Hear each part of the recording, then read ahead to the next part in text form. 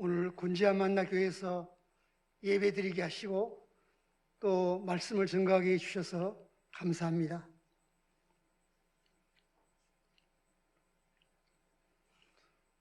오늘 본문 13절을 목사님께서 빠뜨리고 읽으셨습니다. 13절에 보니까 우리가 만일 미쳤어도 하나님을 위한 것이요 정신이 온전하여도 너희를 위한 것이니, 이 본문이 오늘 말씀의 중심입니다. 사랑 중에 최고의 사랑은 여러분 어떤 사랑일까요? 사랑 중에 가장 위대한 사랑은 누구의 사랑이겠습니까?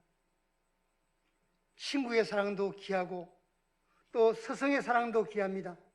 그런데 그보다 귀한 사랑은 아버지의 사랑입니다. 여러분, 아버지의 사랑보다 더 귀한 사랑이 있는데 그 사랑은 어머니의 사랑입니다. 왜 그런가 하면 어머니는 자기가 아이를 낳아서 키웠기 때문에 어머니의 사랑이 더 귀하다고 생각이 됩니다. 그런데 어머니의 사랑보다 더 귀한 사랑이 있습니다. 그 사랑은 예수 그리스도의 사랑이십니다.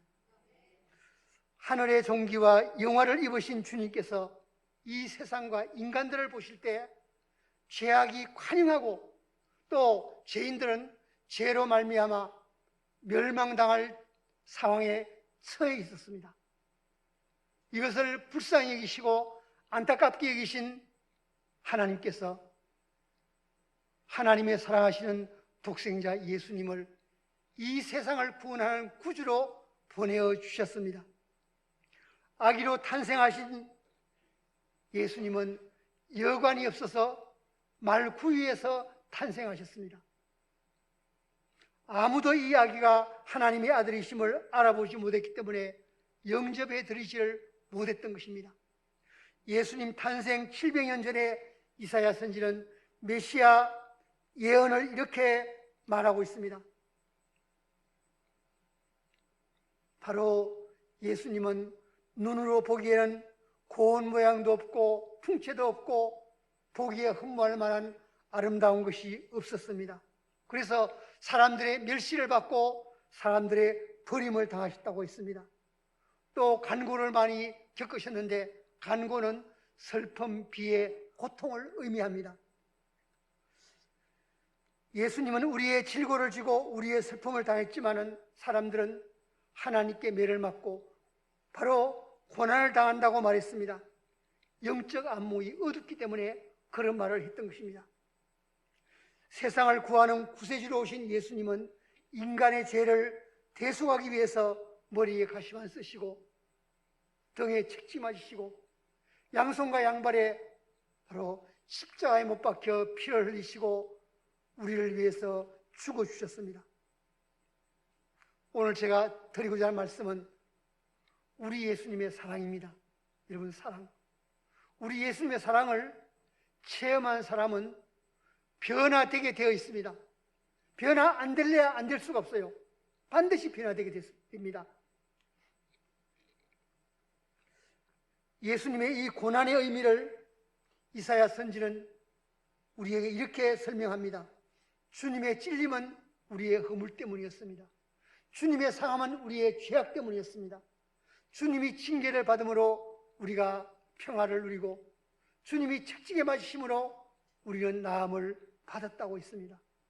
우리는 다 철부지 양과 같아서 그릇 행하여 각기 범죄와 타락의 길을 갔지만은 여호와께서는 우리 무리의 죄악을 예수님께 다 담당시키셨습니다. 주님이 이 땅에 오셔서 곤욕을 당하여 괴로울 때에도 우리 주님은 입을 열지 아니하셨습니다. 도수장으로 끌려가는 어린 양과 틀 깎는 자 앞에 잠잠한 양같이 그 입을 열지 아니하셨습니다. 예수님의 십자가 죽음으로 죄에서 우리를 구원해 주시는 위대한 업적을 이루어 주셨습니다. 예수님은 고난과 죽음의 십자가 길을 걸어가시면서도 한치의 흐트러짐도 없이 꼿꼿하게 걸어가셨습니다. 죽음에 이르기까지 그 고통을 다 받으시고 묵묵히 인내하셨습니다. 그러기에 예수님을 믿는 길은 바로 고난의 길이라고 해도 틀린 말이 아닙니다. 고난 없는 영광은 환상이고 십자가 없는 면류관은 허구입니다. 2000년 전에 십자가에 못 박혀 돌아가신 예수님의 죽음이 오늘 나와 어떤 관계가 있는가? 이걸 바로 알고 확신하는 믿음이 없이는 예수님을 나의 구주로 영접하는 것이 불가능한 것입니다. 우리 주님 예수께서 걸어가신 고난과 치욕의 십자가 길을 이제는 우리가 걸어가고 있습니다. 이 길만이 구원의 길이고 생명의 길이고 영생의 길이기 때문입니다. 친구의 사랑도 또 스승의 사랑도 부모의 사랑도 다 귀합니다. 그러나 예수님의 사랑은 그에 비교할 수가 없습니다. 두 번째는 그리스도의 사랑의 위대성. 여러분, 그러면 인간들의 사랑과 예수님의 사랑은 어떻게 다를까요? 어떤 차이가 있을까요?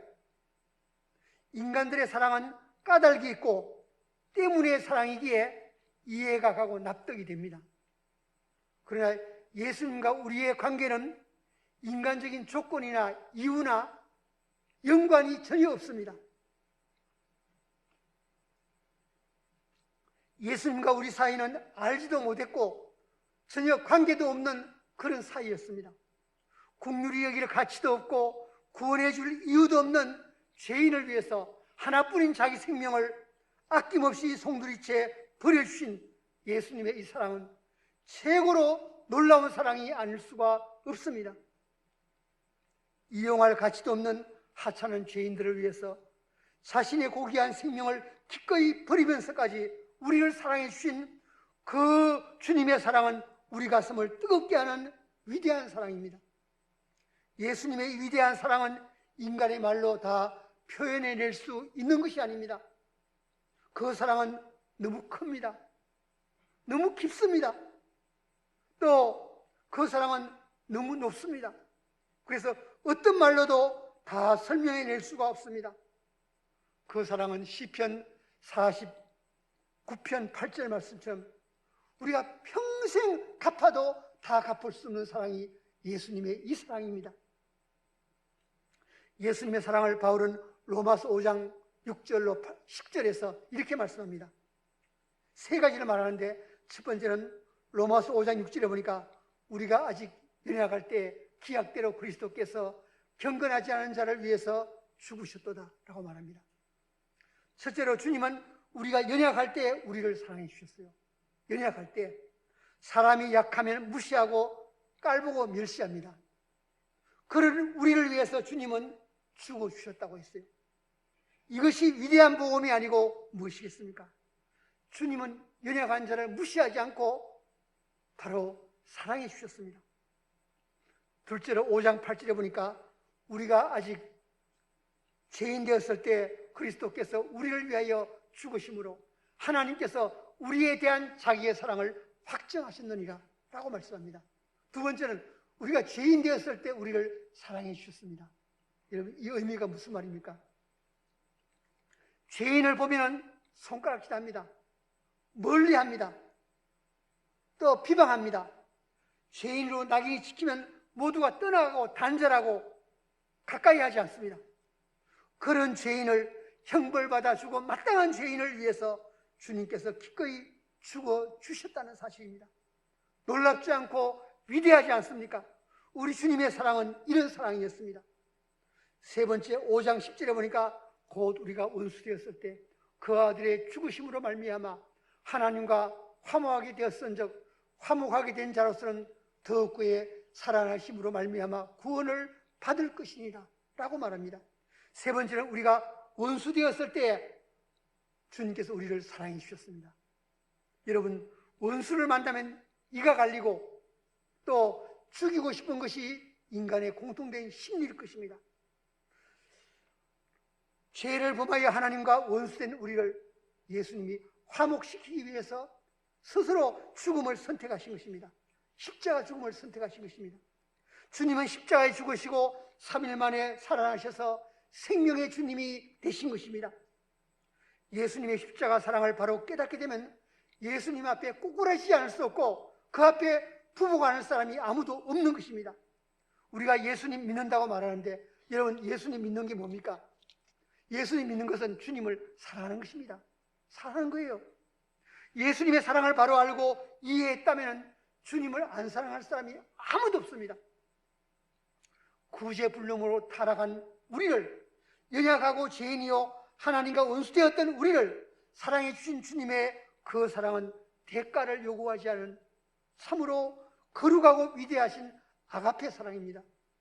이 주님의 사랑이 오늘 이 시간에 우리 모두에게 충만하게 부어지는 시간이 되시기를 주의 이름으로 축원합니다. 둘째로, 예수님의 사랑을 받은 사람. 바울은 오늘 15절에서 예수님의 죽음의 의미를 이렇게 설명합니다. 그가 모든 사람을 대신하여 죽으심은 산 자들로 하여금 다시는 그들 자신을 위하여 살지 않고 오직 그들을 대신하여 죽었다가 다시 살아나신 이를 위하여 살게 하려 함이라. 여러분, 예수님의 사랑을 받은 사람은 삶의 목적과 방향이 달라져야 한다고 말씀하고 있습니다. 이 땅에 살다 간 사람 중에 예수님의 사랑을 가장 깊이 이해하고 깨달은 최고의 선각자는 사도 바울입니다. 그는 예수님께서 왜 이 세상에 사람 몸을 입고 오셨는가? 왜 십자가에 돌아가셨는가? 왜 부활하셨는가? 이 사실을 정확하게 이해하고 발견한 사람이었습니다. 그러기에 그는 복음 때문에 고난당하고 매도 수없이 맞고 죽을 자리에 처했지만 생명을 아까워하지 않고 고난을 달게 받으며 십자가의 복음을 전했던 것입니다. 예수님의 사랑을 깨달은 사람은 죽음을 초월해 살게 됩니다. 이것을 바울은 갈라디아 2장 20절에서 말씀합니다. 내가 그리스도와 함께 십자가에 못 박혔나니 그런즉 이제는 내가 사는 것이 아니요 내 안에 그리스도께서 사시는 것이다. 이제 내가 육체 가운데 사는 것은 나를 사랑하사 나를 위하여 자기 자신을 버리신 하나님의 아들을 믿는 믿음 안에서 사는 것이라. 삶이 달라집니다. 바울은 빌립보 1장 20절 21절에서 그의 소원을 이렇게 말합니다. 나의 간절한 기대와 소망을 따라 아무 일든지 부끄러워하지 아니하고 지금도 전과 같이 온전히 담대하여 살든지 죽든지 내 몸에서 그리스도가 존귀 되게 하려 하나님, 이는 내게 사는 것이 그리스도니 죽는 것도 유익함이니라. 이렇게 고백하고 있습니다. 또 그는 갈라디아 6장 14절에서는 십자가 중심의 삶을 필요하기도 했습니다. 그러나 내게는 우리 주 예수 그리스도의 십자가 외에 결코 자랑할 것이 없으니 그리스도로 말미암아 세상이 나를 대하여 십자가에 못 박히고 내가 또한 세상에 대하여 그러하니라. 여러분, 신앙은 결단입니다. 바른 신앙의 결단 없이는 주님을 따라가는 것이 불가능합니다. 예루살렘으로 올라가는 바울에게 이번에 예루살렘에 올라가면 분명히 결박당한다. 그러니까 가지 말라고 만류합니다. 그때 바울은 여러분이 어찌하여 울어 내 마음을 상하게 하느냐? 나는 주 예수의 이름을 위하여 결박받을 뿐 아니라 예루살렘에서 죽을 것도 각오했다. 단호하게 말합니다. 사람이 고난과 죽음에 서면 자기 의지를 굽히고 또 변절할 수도 있는데 바울은 죽을 고비를 수없이 당하면서도 예수님 위에 받는 고난을 영광스럽게 여기고 한 번도 거부한 적이 없습니다. 바울은 그의 삶의 모토를 로마서 14장 7절로 8절에서 이렇게 말합니다. 우리 중에 누구든지 자기를 위하여 사는 자가 없고 자기를 위하여 죽는 자도 없도다. 우리가 살아도 주를 위하여 살고 죽어도 주를 위하여 죽나니 그러므로 사나 죽으나 우리가 주의 것이로다.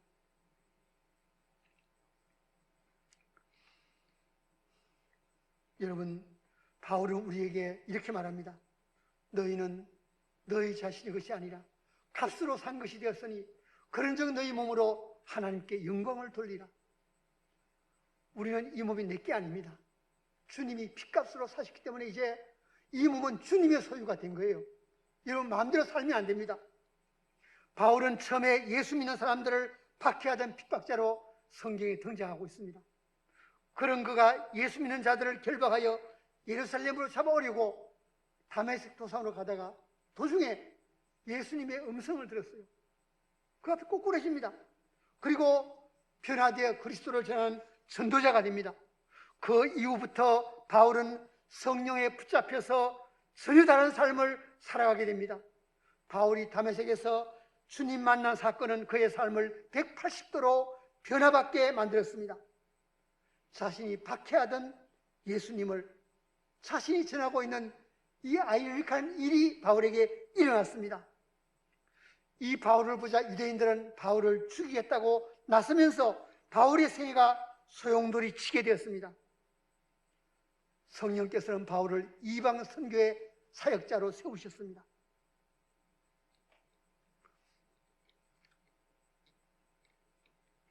죽이겠다는 유대인의 눈을 피하여 이방 선교에 진력하는 이 바울의 삶은 그야말로 고난의 연속이었습니다. 그런데도 바울은 한 번도 불평하거나 불신앙적인 말을 하거나 원망하지 않았습니다. 이 일은 나를 죽음에서 구해주신 주님의 사명이었기 때문입니다. 바울은 예수님께 백골난방의 은혜를 받은 사람이에요. 자기 고귀한 생명을 버려서 내 생명을 구원해 주신 주님의 이 은혜와 사랑이 너무나 귀하여 감격하며 눈물을 흘린 적이 한두 번이 아닙니다. 예수님의 사랑이 너무 귀하고 너무 놀라워서 매일매일 감동하고 감사하면서 살아갔습니다. 여러분은 나를 구해주신 주님의 은혜와 사랑에 매일매일 감격하면서 살고 있습니까? 신앙생활은 한 번 하고 끝나는 삶이 아니라 반복적으로 계속해야 될 삶입니다. 어제 감격한 삶을 오늘 또 감격하고 감사해야 됩니다. 그래야 내 믿음이 유지됩니다. 새벽 기도도 그래서 필요하고 매일매일 해야 됩니다. 우리는 한 사람도 예외 없이 예수님의 사랑을 모두가 받은 사람들입니다. 주님의 십자가 피로 제사함 받고 구원받았기 때문입니다. 그런데 구원받은 사람은 그 구원의 은혜에 보답하는 삶을 사는 것이 의무라는 것입니다. 여러분, 이슬람 신자를 보세요. 그들을 보면 이슬람을 배반하거나 변절하지 않습니다. 한번 이슬람 신자가 되면 못 빠져나와요. 그런데 기독교인들 중에는 이슬람 교인만도 못한 자들이 있는 것을 보고 실망스러웠어요. 유일한 구원의 종교요 생명의 종교인 예수님을 믿는 사람들이 좀 더 신앙생활에 철저했으면 좋겠어요. 이후에 우리가 이제 죽어서 하나님의 심판대 앞에 서야 됩니다. 어떤 평가를 받을 수가 있습니까? 신앙생활을 철저히 하고 신앙에 목숨을 걸어야 되는데 그렇지 못한 사람들이 많이 있습니다. 시시하게 신앙생활하는 사람들을 주님이 보시고 내가 너를 토하여 내치리라고 하실지도 모릅니다. 오고 싶으면 오고 오기 싫으면 교회에 안 오는 것은 신앙인의 모습이 아닙니다. 신앙생활도 아니에요. 기분 좋으면 교회에 오고 기분 나쁘면 안 옵니다. 왜 이렇게 인본주의로 살고 있는지 한심하기 짝이 없습니다. 여러분, 예배에 목숨을 걸고 신앙생활에 겨루지 말고 열심을 품고 주님을 섬겨야 됩니다. 여러분은 주님께 인정받는 신앙생활을 하시기 바랍니다. 우리가 주님 앞에 섰을 때 나는 모른다 이러면 다 끝납니다. 다 끝나요. 똑바로 신앙생활하고 철저하게 말씀 따라 살고 예배에 참여하시기 바랍니다. 모래 위에 지은 집은 안 됩니다. 반석 위에 지은 집이 되어야 됩니다. 그동안 주님께서 그토록 많은 은혜와 사랑을 여러분에게 부어주셨는데 엉터리 신앙이었다면 어떻게 주님 앞에 얼굴을 들 수가 있겠습니까? 정신 차리고 신앙생활 똑바로 해야 됩니다. 항상 성령님을 의지하고 성령의 권능받아 영적으로 승리하는 삶을 사세요. 성령 충만한 사람들이 다 되시기를 주의 이름으로 축원합니다. 세 번째는 예수님의 미친 사람. 2011년 11월 19일 세상을 떠난 애플의 창업자 스티븐 잡스, 그가 한 말이 있습니다. 어떤 말인가? 미친 사람이 세상을 바꾼다. 미친 사람이 세상을 바꾼다. 이런 미쳐야 바꾼다는 거예요. 볼 때 세상에 제일 행복한 사람은 보람 있는 일에 미칠 수 있는 사람입니다. 미쳐야 할 곳에는 미치지 않고 미쳐서는 안 될 곳에 미치는 것이 오늘 문제고 우리들의 현실입니다. 예수님의 미치는 사람은 세상에서 가장 행복한 사람입니다. 여러분, 미친다는 것은 정신이 돈 것이 아니고 몰두하는 거 말이에요. 몰두하는 거. 그게 몰두하는 거. 오늘 본문 13절에 보니까 우리가 만일 미쳤어도 하나님을 위한 것이요 정신이 온전하여도 너희를 위한 것이니 그리스도의 사랑이 우리를 강권하시는도다. 여러분, 주님의 사랑이 강권하면 우리가 주의 일을 안 하겠습니까? 주님의 사랑이 강권하는데 전도 안 하겠습니까? 주님의 사랑의 강권을 우리가 받아야 돼요. 우리 속에 그런 역사가 일어나야 됩니다. 지금 바울은 미쳤다고 해도 상관이 없대요. 당신들이 날 미쳤다고 해도 상관이 없다, 그런 거예요. 제수 바울이 베스도 총독과 아그리빠 왕 앞에서 자신을 변호하는 시간을 부여받았어요. 너 변호해봐라. 그렇다면 그 자리에서 바울은 마땅히 자신을 변호하는 말을 해야 됩니다. 그런데 바울은 그 시간을 예수 그리스도의 메시아 되심과 고난과 죽음과 부활에 대해서 설교했습니다.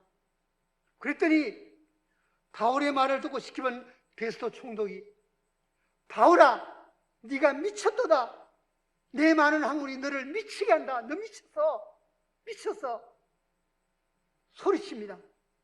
그때 바울은 베스도 각하여 내가 미친 것이야? 아니요, 참되고 온전한 말을 하나이다.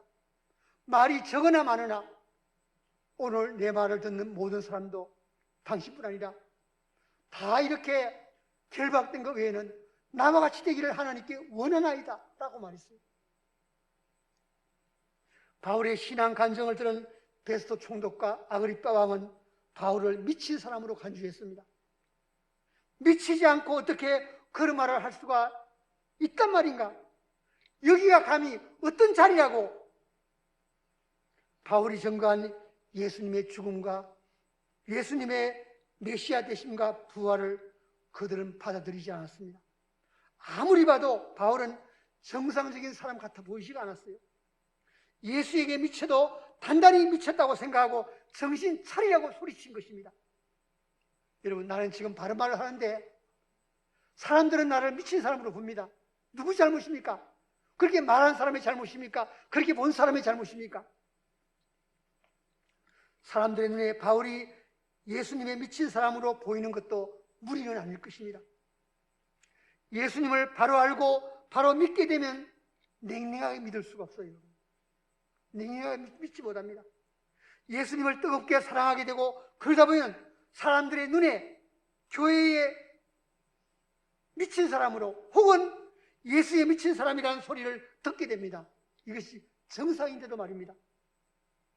예수 믿기 전에 바울은 예수님을 가장 미워하고 싫어했지만 이제는 가장 사랑하고 가장 귀한 보배로 모시고 섬기고 있습니다. 그걸 오가는 바울의 삶의 여정을 사람들이 이해하기 어려운 것도 사실입니다. 예수님이 나의 구원의 주님이시요 나의 생명의 주님이심을 확인했을 때 바울의 가치관은 완전히 달라졌습니다. 그리고 바울은 그 순간부터 예수님께만 올인하는 사람이 됐습니다. 그에게는 예수님보다 더 사랑한 것이 없고 예수님보다 더 귀한 것이 없었습니다. 바울을 가리켜 사도행전 15장 25절 26절에 보니까 우리 주 예수 그리스도를 위하여 생명을 아끼지 아니한 자인 우리가 사랑하는 바울이라고 말합니다. 생명을 아낌없이 버릴 수 있는 것은 생명보다 더 귀한 것을 내가 발견했을 때입니다. 그러기에 바울은 예수님을 전파하는 것을 사명으로 생각했고 그 사명을 위해서는 목숨을 아끼지 않았습니다. 그는 입만 열면 예수님의 이름을 전파했고 예수님으로 살고 예수님으로 죽는 사람이었습니다. 바울에게 있어서 그리스도는 생의 한 부분이 아니라 삶의 전부였습니다. 실로 바울은 예수님으로 가득 찬 사람이었습니다. 바울은 외모로 하나 참으로 하나 예수님만 전파된다면 이로써 만족하고 기뻐하겠다는 것입니다. 바울은 독신으로 살았습니다. 시집 오겠다는 사람이 없어서가 아니고 예수 그리스도를 위해서였습니다. 오늘은 에베소, 내일은 빌립보, 모레는 마게도냐 하며 이방 땅을 누비고 다녔습니다. 조국이 싫어서가 아니었습니다. 동족이 미워서도 아니었습니다. 예수 그리스도를 위해서입니다. 바울은 평생 가난하고 초라하게 살았습니다. 굶주리고 헐벗기를 밥 먹듯 했습니다. 바울은 옥에가 치기도 했고 매도 수없이 맞았습니다. 잘못을 보면서가 아니었습니다. 주님을 위해서입니다.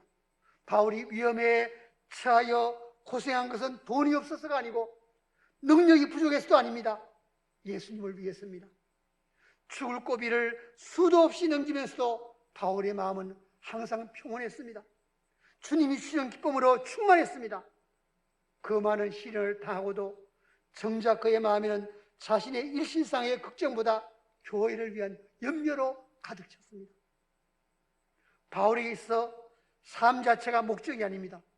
그렇다고 죽음이 목적일 수 없죠.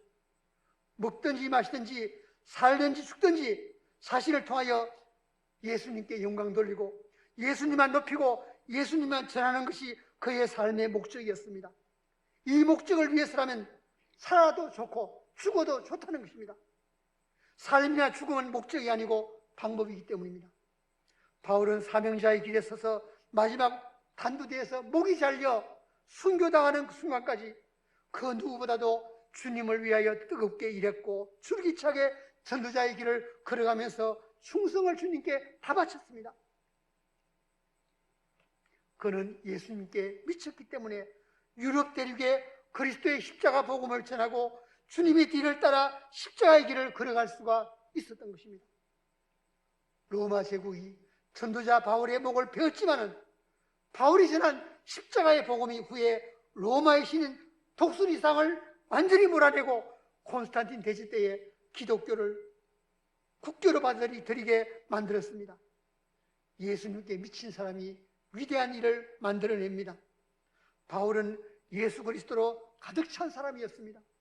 예수님께 완전히 미친 사람이었습니다. 그의 머릿속에 차이는 생각은 그리스도의 복음뿐이었고 그의 눈에 보이는 것은 그리스도의 영광뿐이었습니다. 그의 귀에 들리는 것은 그리스도의 음성뿐이었고 그의 입에서 나오는 말은 그리스도의 십자가뿐이었습니다. 그의 소원은 하나님의 뜻이 이 땅에 이루어지는 것이었습니다. 오늘 나 자신을 한번 점검해 볼 수 있기를 바랍니다. 누구보다 예수님께 미쳐야 할 우리가 예수님께 미치지 않고 있기 때문에 나의 신앙의 역사가 일어나지 않고 있는 것은 아닙니까? 현대인들은 엉뚱한 데 미쳐 있습니다. 어떤 사람은 돈에 미쳐 있고 어떤 사람은 권력에 미쳐 있고 어떤 사람은 성에 미쳐 있고 어떤 사람은 가수나 배우에 미쳐 있고 어떤 사람은 노래에 미쳐 있고 어떤 사람은 스포츠에 미쳐 있고 어떤 사람은 도박에 미쳐 있고 어떤 사람은 유행과 사치에 미쳐 있고 어떤 사람은 게임에 미쳐 있습니다. 그러나 예수님께 미쳐 있는 사람은 찾아보기가 어렵습니다. 핸드폰에 미쳐 있는 아이들과 어른들도 병자이기는 마찬가지입니다. 그러면 어떻게 해야 예수님께 미칠 수가 있을까요? 어떻게 미칠 수 있습니까? 딱 한 가지면 돼요. 여러분이 성령 충만 받으면 됩니다. 성령 충만 받으면 돼요. 성령 충만 받으면 예수님께 미칠 수가 있습니다. 성령 충만 잊지 마시기 바랍니다. 순교자들은 모두가 예수님께 미친 사람들입니다. 그들은 예수님 없이는 못 사는 사람들입니다. 예수님을 위해서는 생명까지도 아낌없이 버릴 수가 있었기 때문입니다. 여러분 예수님을 광적으로 사랑하십니까? 예수님 없이는 못 살 만큼 예수님께 여러분 미쳐 있습니까? 여러분이 성령에 취하고 예수님에 미치면 천하를 어지럽게 하는 자가 됩니다. 여러분 사도행전 17장에 보면 바울과 실라를 가리켜 천하를 어지럽게 하던 사람들이라는 이 별명을 붙였습니다. 바울과 실라 두 사람이에요. 단 두 사람입니다. 그런데 그들로 말미암아 천하를 떠들썩하게 했습니다. 그들이 가는 곳마다 복음이 전해지고 이적이 나타나고 핍박이 일어나며 믿는 자가 생겼습니다. 오순절 성령 받은 제자들로 말미암아 온 예루살렘이 물끓듯 소동했습니다. 동방 박사들로 인해서 예루살렘에 소동이 일어났습니다. 요나 한 사람의 전도로 말미암아 전 니느웨가 제한자 회개한 사실을 우리가 알고 있지 않습니까? 그런데 이 땅에는 수백만의 기독교인이 있지만은 왜 이런 소동이 없습니까? 짓지 못하는 벙어리 개처럼 모두가 잠잠하고 있습니까? 왜 이렇게 죽음처럼 조용하기만 합니까? 예수 그리스도가 오늘 이 시대에 우리의 화제의 초점이 되어야 됩니다. 인류의 구세주로서 예수 그리스도를 우리 모두가 자연스럽게 이야기할 수 있도록 그렇게 우리가 만들어야 됩니다. 여러분, 미국 가면 미국 돈에는 In God we trust 이 말이 있어요. 우리는 하나님을 믿는다. 그런데 이게 부당하다고 해서 이걸 소송을 했어요. 그러니까 미국의 건국은 기독교 신앙으로 세운 나라인데 어떤 사람이 와서 이거 아니다. 그런데 기각됐습니다. 제가 지금 정확히 모르겠어요. 아요, 지금 어떤 주에는요, 차량 번호판에 In God we trust 이렇게 새겼어요. 번호판에다가 우리 하나님 믿는다는 거예요. 우리는 하나님 믿는 줄 아는 거예요. 볼 때 얼마나 당당하고 얼마나 귀한 일입니까? 오늘 많은 사람들은 무엇인가 취해보기를 열망하고 있습니다. 무엇인가 미쳐보기를 갈망합니다. 그런데 기성교회는 그런 열광이 없습니다. 그래서 사이비 이단에 빠지는 사람들이 많이 있습니다. 이제 물에 물 탄 듯한 우리의 신앙이 과감하게 개혁되어야 합니다. 처음 사랑을 되찾고 말씀으로 돌아가는 운동이 일어나야 됩니다. 남이야 조롱하든 말든 예수님을 위해서라면 죽음도 불사하겠다는 사람을 찾아보기가 어렵습니다. 이것이 오늘 우리의 문제점이라고 하겠습니다. 오늘 그리스도인들은 예수님보다 세상을 사랑하고 있습니다. 이건 영적 탈선입니다. 오늘 그리스도인들은 예수님보다 돈을 좋아합니다. 이것은 영적 타락입니다. 가치관이 바뀐 세상에서는 바른 것이 거짓된 것으로, 정당한 것이 미친 것으로 취급받습니다. 우리 주님 예수께서도 마가복음 3장 21절에서 그런 취급을 받으셨습니다. 예수의 친족들이 듣고 그를 붙들러 나오니 이는 그가 미쳤다 하밀러라. 이것은 가치관이 뒤바뀐 것입니다. 세상 사람들은 상대적인 가치에도 미칠 만큼 몰두하기를 잘하는데 우리는 절대적인 진리를 소유하고 있으면서도 왜 예수님께 미치지 못하고 있습니까? 우리의 머릿속에, 우리의 마음속에, 우리의 삶 속에 우리 예수님께서 얼마만큼의 비중을 여러분 차지하고 있습니까? 돈이나 지위나 명예나 지식이나 사회가 여러분을 구원하고 천국 가게 해주는 거 아닙니다. 남의 비난이나 조소나 손가락질이나 핍박을 두려워하지 마세요. 내가 못 배우고 못나고 부족해도 단순한 복음을 최선을 다해 전하는 사람이 되어야 됩니다. 그리스도가 나의 전부가 되게 해야 됩니다. 내 생명과 전생애를 다 바쳐서 뜨겁게 주님을 사랑하고 예수님을 전하시기 바랍니다. 주님 다시 오실 때가 매우 가까운데 영적 타락과 세속화가 만연되어 믿는 사람인지 믿지 않은 사람인지 구별이 없어요. 이중적인 처신을 하며 살고 있는 것이 주님의 구미에는 맞지 않습니다. 신앙의 정체성을 확고하게 해서 처신을 바로 해야 됩니다. 여러분의 자녀들을 어떻게 할 겁니까? 신앙생활을 게을리하니까 영적 능력은 날마다 약해지고 사탄의 세력은 하늘을 찌를 듯이 높아갑니다.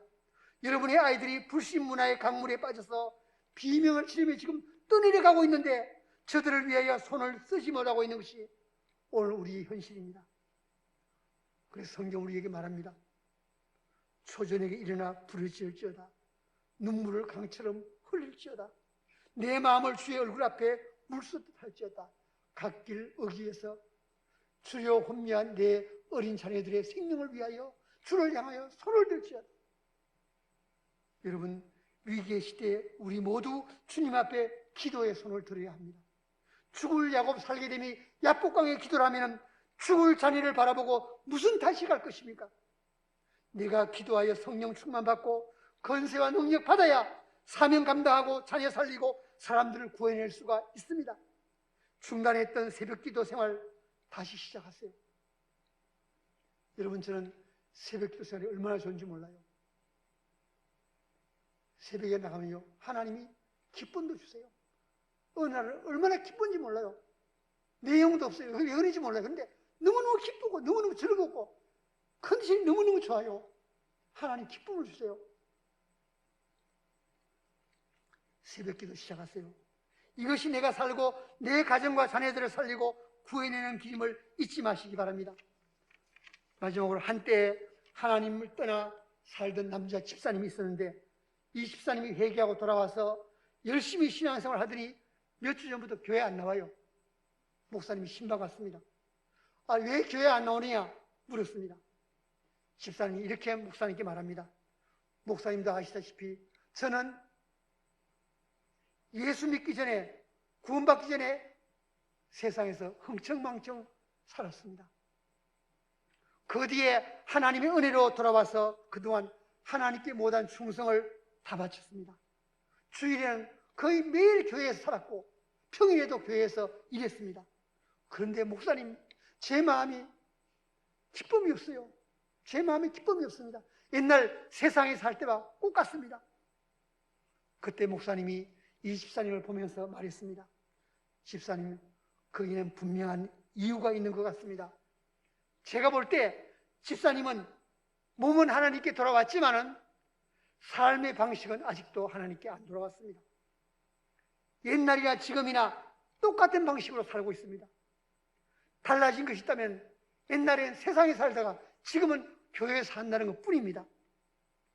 집사님, 예수님을 믿는 것은 사는 장소를 세상에서 교회로 바꾸는 것이 아닙니다. 삶의 방식을 바꿔야 됩니다.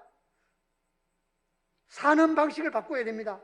내가 보니까 집사님은 옛날에도 자기 힘을 살았고 지금도 자기 힘으로 살고 있습니다. 집사님은 옛날에도 열심히 일하며 살았고 지금도 열심히 일해서 그것으로 하나님을 감동시키려 하고 있습니다. 집사님의 문제가 무엇인지 아십니까? 집사님은 삶을 예수님 중심으로 바꾸지 않았습니다. 삶의 목적을 예수님께 두지 않았습니다. 예수님만 생각하고 예수님만 바라보고 성령님에 이끌려 일하고 예배 드려야 합니다. 천국의 소망을 두고 예수님 때문에 행복해야 됩니다. 여러분의 삶을 예수님 중심으로 바꾸고 삶의 목적을 예수님께 두고 살고 있습니까? 여러분은 성령님을 사모하고 갈망하며 성령의 붙잡힘이 되어 살아가시기 바랍니다. 1885년 11월 11일 영면한 영계의 거성 키에르 케고르는 마지막 임종시에 이런 말을 했습니다. 폭탄은 파열하여 불을 지를 것이다. 폭탄은 파열하여 불을 지를 것이다. 이제 우리는 초대교회로 돌아가야 됩니다. 오늘 우리는 영적 열기가 식어지고 신앙의 열정을 완전히 잃고 있지 않습니까? 우리 마음에도 성령의 불이 붙어야 됩니다. 말씀의 불이 붙어야 됩니다. 사람들의 싸늘한 가슴에 예수님의 불을 질러야 됩니다. 우리 가정에도 자녀들에게도 예수의 사랑의 불이 붙어야 됩니다. 내가 만난 사람의 가슴에 복음의 불을 붙여야 됩니다. 예수님께 미쳐서 위대한 역사를 만드는 하나님의 사람들이 되시기 바랍니다. 미국의 애틀란타에서 마이애미 가는 길에 보면은 마이애미 좀 가까이 돼서 템파라는 도시가 있습니다. 이 템파라는 도시는 큰 도시가 아닌데 저는 몇 년 전에 이 길로 갔는데 제가 스케줄이 안 맞아서 들어가지 보지 못했어요. 그 템파에 침례교회가 있는데 그 침례교회는 목사님이 거기에 부임할 때 350명이 모였답니다. 그런데 이 목사님이 7년 후에 6,000명 교인이 됐대요. 6,000명. 어떻게 됐는가? 목사님이 교회에 와서 장로가 누군가, 권사가 누군가, 집사가 누군가 찾지 않았대요. 목사님은 딱 와가지고 한 사람을 찾았대요. 누군가? 예수님을 미치게 사랑하는 사람이 누구냐? 예수님을 미치게 사랑하는 사람들을 찾았대요. 몇십 명이 찾았대요. 그들은 주님 위해서 목숨도 버리겠다 이런 사람이에요. 뭘 못하겠습니까? 여러분 죽음을 각오하면요 못할 게 없어요. 다 할 수 있습니다. 이 사람들하고 3년 동안 기도하고 훈련하고 준비했답니다. 3년 후에 나가서 이들이 역사할 때 주님이 복을 주셨어요. 6,000명이 교인이 됐대요. 여러분 이 교회에 앉아있기만 해도 은혜가 되고 또 성령의 역사를 감지하며 하나님의 임재를 느낄 수가 있다고요. 이런 교회가 됐습니다. 우리 권지아 만나게 해도 여러분 얼마든지 될 수 있어요. 안 되는 게 아닙니다. 이런 사람이 있으면 돼요. 오늘 교회에 필요한 사람은 예수님에 미친 사람입니다. 목숨을 다하여 주님을 사랑하는 사람들입니다. 이런 사람이 교회를 살리고 사람들을 구원해냅니다. 이들의 역사를 바꾸어 놓습니다. 이들이 신앙의 불을 붙이는 사람들입니다. 이들이 교회의 영적 변화의 물결을 일으키는 자들입니다. 여러분의 초심이 변치 마시고 변질되지 마시고 변덕도 부리지 마시고 주님과 교회와 목사님을 한결같이 사랑하셔서 헌신봉사 충성을 다하시기를 주의 이름으로 축원합니다. 우리 한번 기도하겠습니다.